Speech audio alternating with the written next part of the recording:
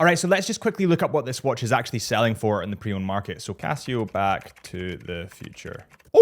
Oh my God. This is the brand new Casio Back to the Future limited edition. And in today's video, we're going to be finding out if the price is worth it. To start with, we're going to be covering the cool details that are on this watch. Then we're going to hop onto the specs, and then we're going to get onto the pricing, but specifically the secondary market pricing, which you're going to want to stick around for. It's insane. So in Back to the Future 1, the character Marty actually wears the CA-50. This was very soon after discontinued, and in Back to the Future 2, he actually wears the CA-53. So the Back to the Future movie turns 40 years old this year, and that is why they've brought out this limited edition. So firstly, let's take a look at the box. The box is actually shaped like an old cassette player, and Christ, I can't believe I'm actually old enough to remember what that was like to bring out a video and the wires would get tangled in the video and all of a sudden it'd be jittery and stuttery and wouldn't work. Jesus, this was before DVDs.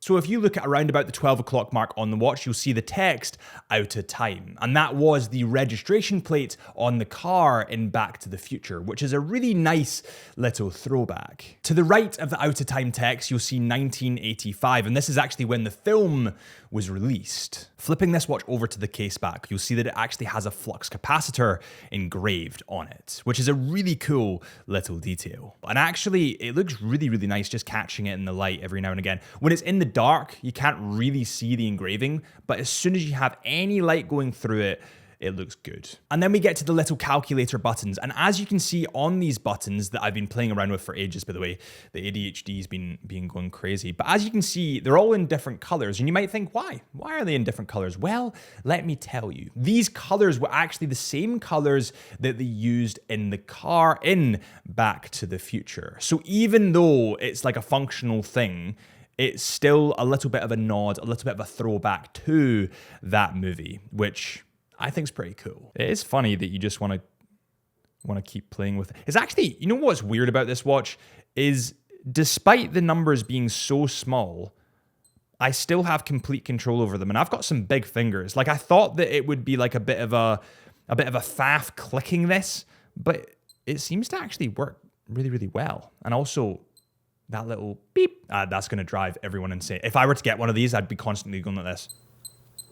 Beep, beep, beep, beep. Now the head of this watch is in polished, whereas the bracelet is in brushed. And this is actually directly inspired from the DeLorean, and that's why they've designed it like this. But because it's polished on the head, with all positives come negatives, that will be an absolute scratch magnet. And also another negative that I realized, because I was trying to find it for ages and I just couldn't find it, it doesn't have a backlight. That little iconic backlight that even the F91W has, this watch doesn't have it. And although I love the flares from Back to the Future, I just felt like they kind of missed a little bit of their DNA there. I feel like there should be a little push button light somewhere on this model. When we think of famous movie watches, typically our mind is cast to Omega and James Bond, or the Hamilton khaki field, or the Murph field khaki.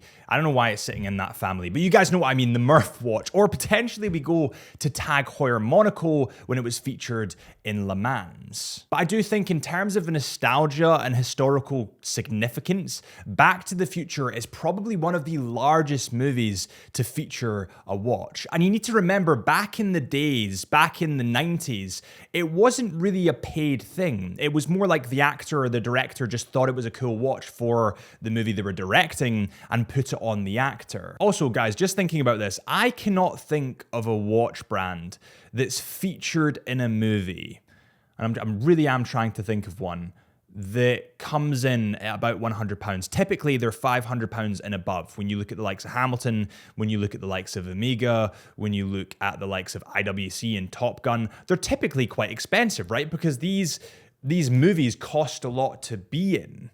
But this is probably one of the most accessible Hollywood movie watches that you could get. And I know it's more expensive than what you pick up, like the older version of this at retail. It's double the price.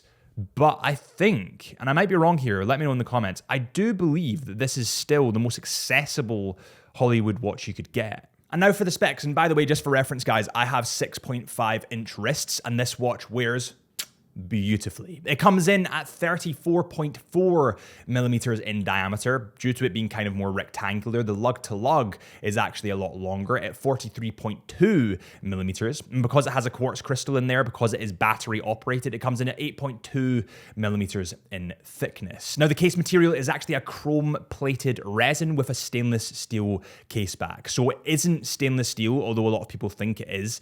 It is chrome plated resin. So essentially that iconic black resin that most Casios are made out of, it's just chrome plated it. That's literally all it's done. And that then kind of the question arises from that, why the huge price jump? We'll get onto that. It has a water resistance of 50 meters, comes in at a weight of 53 grams, has a resin glass front, and has an LCD dial with a DeLorean themed display and button surrounds. The module inside is the Casio 3558, which is a digital quartz module, and it has a battery life of around about 5 years. When it gets to functions, as most Casios do, this has a lot. So it has an hour function, a minute function, a second function, it has an AM, PM indicator, and a 12 and 24-hour format. It has dual time, full auto calendar until 2099 with the year, month, day, and date. It has a 1/100th of a second stopwatch with elapsed time, split time, first and second place times, and a daily alarm with an hourly time signal. And also, let's not forget, a calculator. When it comes to the clasp of this watch, you do have a little Back to the Future logo just here, and the clasp is almost like a double hook system. And I'm not gonna lie, guys,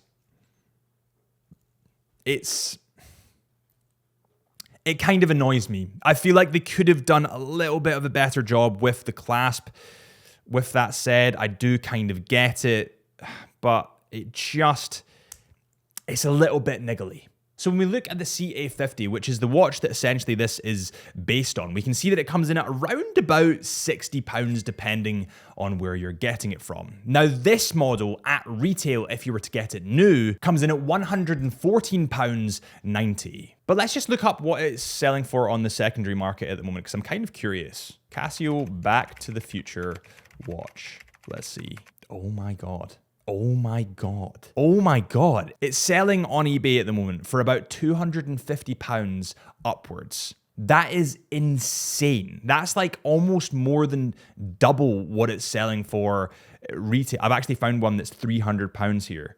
What the hell? What do you guys think about this watch, by the way? Because I'm kind of in two minds about it in a lot of ways. I can understand the price increase to a degree, but does it justify double the price of what it's based on, essentially? Let me know in the comments. And by the way, while you're at it, if you do me a huge favor and hit that subscribe button and help a watch nerd out, it means we make more of these videos and it supports the content that we make. If you do enjoy it, I'd really appreciate it. Listen, when it comes to price and when it comes to nostalgia, we know that brands typically put their prices up a touch when it links to something. For example, the Omega Moon watch when it has Snoopy on it, or the Omega James Bond watch when it's featured in James Bond, the Hamilton Khaki Field Murph, limited edition Call of Duty watch with Hamilton. There's so many watches that when it links to something and it's limited, they're going to put the price up. It's just part and parcel of getting a limited edition watch. It really is. Now, is it worth double what the kind of base of this watch should be? I mean, it depends on the way you look at it. It depends on if you have a nostalgic connection to Back to the Future. Now, personally, I don't, so I wouldn't necessarily go for this watch, but I do understand a lot of people that do. For example, the person that edits these videos, Caroline, she's incredible. She has a really great nostalgic connection to Back to the Future. Actually, she's been educating me on this watch, so I'm sure that she would love one of these, but I'm not as keen in the movies. Whereas, if you gave me a Lord of the Rings watch, I'd be all in. I'd pay £500 more than I needed to just to have that watch because I have such a connection to Lord of the Rings. So it's really hard to say. But I don't really like the fact that people are flipping it. I mean, that's essentially what's happening here. They've bought it to sell it on eBay because everyone wants it at the moment. The same thing happened to the Omega Moons watch. I'm not sure if you guys remember that. And I don't really like that. I like buying a watch to want to have it, to want to wear it, and to want to love it and keep it and cherish it forever. Build some memories with that watch. But it just shows the popularity. I mean, it's selling for almost £300. It's almost selling for triple the retail price. which is insane. But what do you guys think? Do you think this watch is worth it? Do you think it's worth the money? Do you think it's worth paying almost double what the OG, the original kind of watch cost? Let me know in the comments. Thank you guys so much for watching. Make sure you hit that subscribe button if you have enjoyed, or follow our Instagram at Chisholm Hunter Watches, or my Instagram at HB Lifelens, or the podcast, the Into the Mind podcast.